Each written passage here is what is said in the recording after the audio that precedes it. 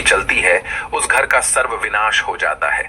दोस्तों, आप लोग नहीं जानते होंगे कि किन लोगों के घर का विनाश जल्द होता है और किन लोगों के घर में गरीबी जल्द आ जाती है और किन लोगों के घर से माता लक्ष्मी रूठ कर चली जाती है। दोस्तों, भगवान श्री कृष्ण ने माता देवी राधा को बताया है कि जिस घर में इन तीन लोगों की चलती है उस घर का निश्चित ही सर्व विनाश हो जाता है और ऐसे परिवार के लोग सदैव गरीबी के दलदल में फंसते चले जाते हैं। तो चलिए दोस्तों, इस जानकारी को हम एक छोटी सी कथा के माध्यम से जानते हैं।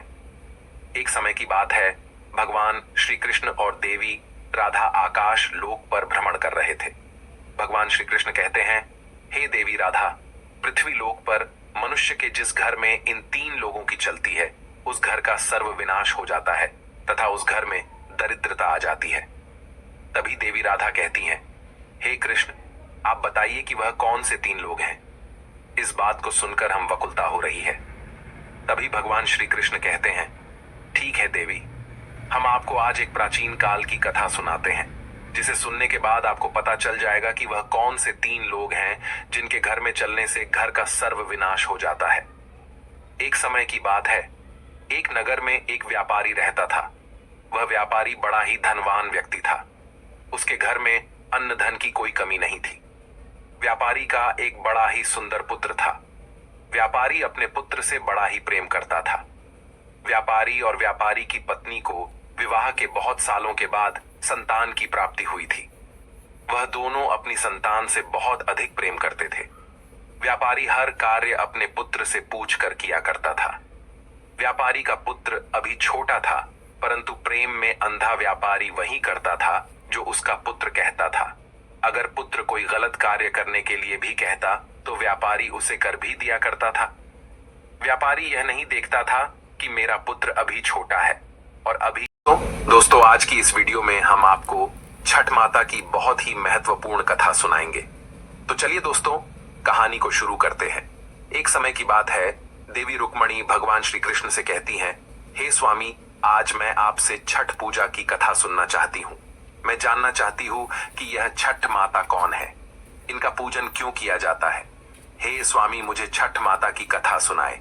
तब भगवान श्री कृष्ण कहते हैं, हे देवी, मैं आपको छठ माता की कथा अवश्य ही सुनाऊंगा। तब भगवान श्री कृष्ण कहते हैं, एक समय की बात है, किसी गांव में सौरभ नाम का एक सज्जन व्यक्ति अपनी बूढ़ी माँ और अपनी पत्नी बच्चे के साथ रहता था। सौरभ के घर में रहने खाने पीने की कोई कमी नहीं थी। सौरभ का परिवार बहुत ही सुख शांति से अपना जीवन व्यतीत कर रहा था। सौरभ की बूढ़ी माँ पूजा पाठ किया करती थी। बूढ़ी माँ छठ माता की सच्चे मन से पूजा अर्चना किया करती थी। वह हर साल छठ माता का व्रत किया करती थी। सौरभ की माँ को जितना ज्यादा पूजा पाठ में विश्वास था, उतना सौरभ की पत्नी पूजा पाठ में विश्वास नहीं रखती थी। उसका मानना था कि यह व्रत पूजा पाठ बस फालतू का खर्च और समय नष्ट करना होता है। परंतु सौरभ की माँ छठ पूजा में बहुत आस्था रखती थी। बुढ़िया बहुत ही सादे ख्यालात वाली थी। एक बार जब कार्तिक मास की शुक्ल पक्ष की चतुर्थी आई तो बूढ़ी माँ बहुत खुश थी, क्योंकि आज से छठ का 4 दिवसीय पावन त्योहार शुरू हो रहा था। वह बूढ़ी माँ अपने घर की साफ सफाई में लग गई। उसने अपने बेटे को आम की लकड़ी तथा पूजा की सभी सामग्री लाने के लिए बाजार भेज दिया। बुढ़िया माँ ने अपने बेटे की सलामती के लिए छठ का व्रत किया। सौरभ की माँ ने अपनी बहू से भी छठ माता का व्रत करने को कहा। तब बहू कहने लगी, ये सब बेकार की बातें हैं, मुझे इन सब में कोई विश्वास नहीं, इससे क्या होगा।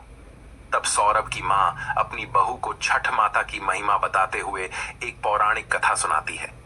वह बोली, अपने जीवन में सबसे बड़ा धोखा कब देती है। साथ ही हम आपको बताएंगे कि इस संसार में सबसे बड़ा पापी और विश्वासघाती कौन है। तो चलिए दोस्तों, इस कथा को शुरू करते हैं। कथा शुरू करने से पहले आप सभी से निवेदन है कि इस वीडियो को लाइक और चैनल को सब्सक्राइब जरूर कर लें। एक समय की बात है, देवी रुक्मणी भगवान श्री कृष्ण के पास जाती है और बोलती है, हे स्वामी, मैं आपसे आज एक बहुत ही महत्वपूर्ण प्रश्न का उत्तर जानना चाहती हूँ। तब भगवान श्री कृष्ण बोलते हैं, हे देवी, कहिए आप मुझसे कौन सा प्रश्न पूछना चाहती है। तब देवी रुक्मणी बोलती है, हे स्वामी, मैं जानना चाहती हूँ कि इस संसार में एक स्त्री सबसे बड़ा धोखा कब और क्यों देती है। हे स्वामी, मेरा दूसरा प्रश्न यह है कि इस संसार में सबसे बड़ा पापी और विश्वासघाती कौन होता है, एक स्त्री या पुरुष? देवी रुक्मणी के प्रश्न को सुनकर भगवान श्री कृष्ण बोलते हैं, हे देवी, आपने बहुत ही उत्तम प्रश्न किया है। मैं आपके प्रश्न का उत्तर एक छोटी सी कथा के माध्यम से दूंगा, परंतु मेरे द्वारा सुनाई गई इस कथा को आप ध्यान पूर्वक अवश्य सुनिएगा। तब देवी रुक्मणी बोलती हैं, हे स्वामी, मैं इस कथा को ध्यान पूर्वक अवश्य सुनूंगी। तब भगवान श्री कृष्ण कथा को कहना शुरू करते हैं। भगवान बोलते हैं, हे देवी, एक समय की बात है, एक जंगल में एक हिरण और हिरणी रहा करते थे। दोनों में बहुत प्रेम था। एक दिन हिरण और हिरणी में किसी बात को लेकर लड़ाई होने लगी। तब हिरण ने हिरणी से बोला, तुम सारी स्त्री धोखेबाज होती हैं। इस संसार में स्त्री जाति धोखेबाज, पापी और विश्वासघाती होती हैं। तब हिरणी बोलती है, तुम एक स्त्री के बारे में जानते ही क्या, जो सारी नारी जाति को धोखेबाज बोल रहे हो? हिरण और हिरणी के बीच में एक दूसरे के प्रति लड़ाई का माहौल बन गया। दोनों के बीच की लड़ाई को देखते हुए नारद जी वहां पधारे। नारद जी को देख हिरण हिरणी ने उन्हें प्रणाम किया और बोले, हे मुनिवर,